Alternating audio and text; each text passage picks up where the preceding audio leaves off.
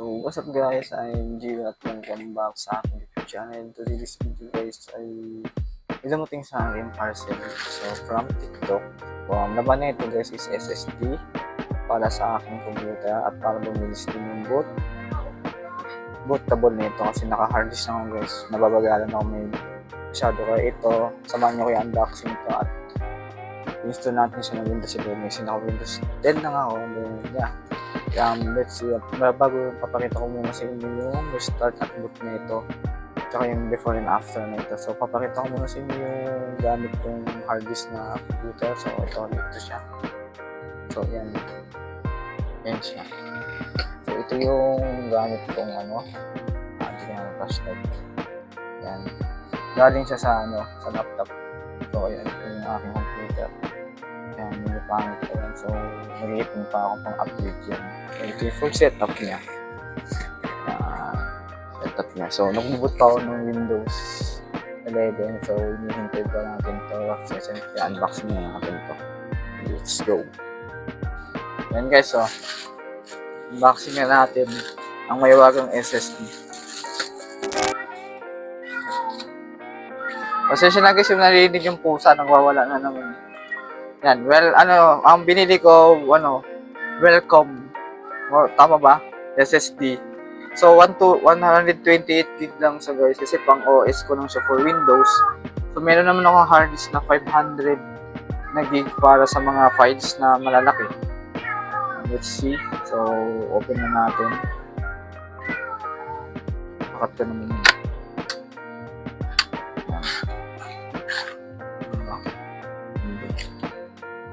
Sayang kung wala siyang SATA. So, install na natin dito guys. So, tapos na rin yung boot ko ng Windows 11. So, install na natin guys. At yun, balikan ko kayo pag na-install na ako ng Windows 10.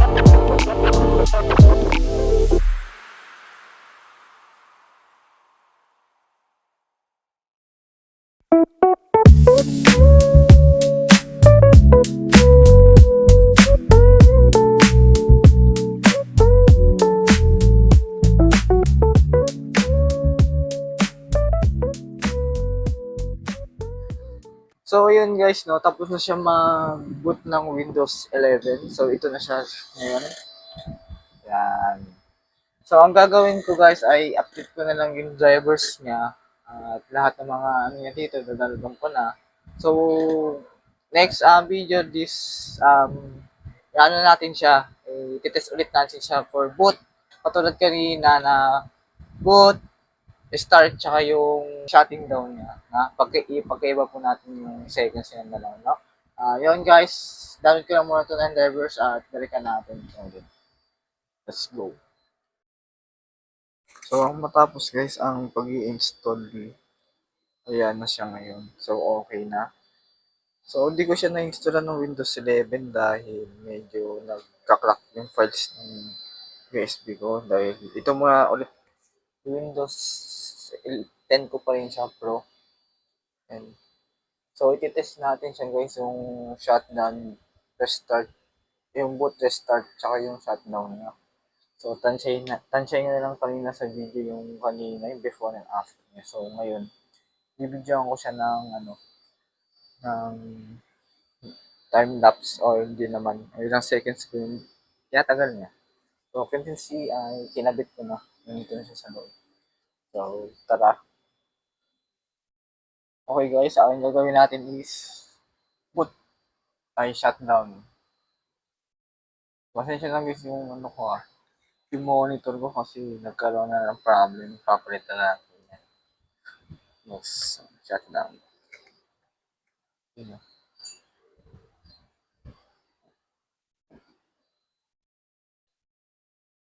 Ayan. So, yan. Ulit lang. So, may bilis na ako ilang seconds yung lalabas kasi hindi ko na ibilang at yan. Start yan na natin. Okay. Ilang seconds. Hindi ko na nakikita guys yung ilang seconds yun. So, makikita nyo lang dyan sa mismong screen. Yun siya guys.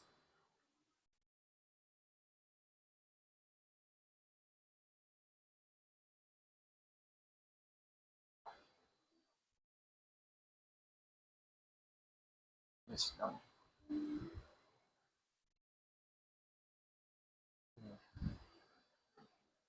Yes lang.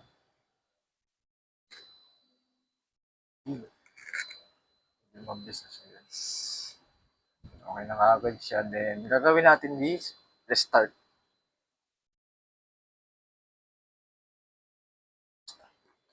Bilis din Wala pang 1 minute yung video.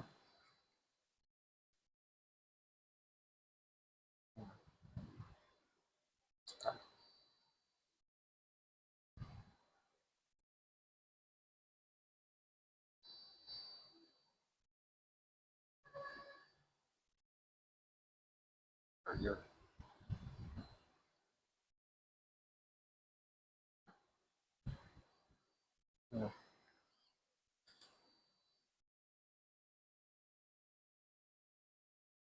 Okay na ba Bilis na siya. Pag-boot ng Chrome. Settings. Islam siya.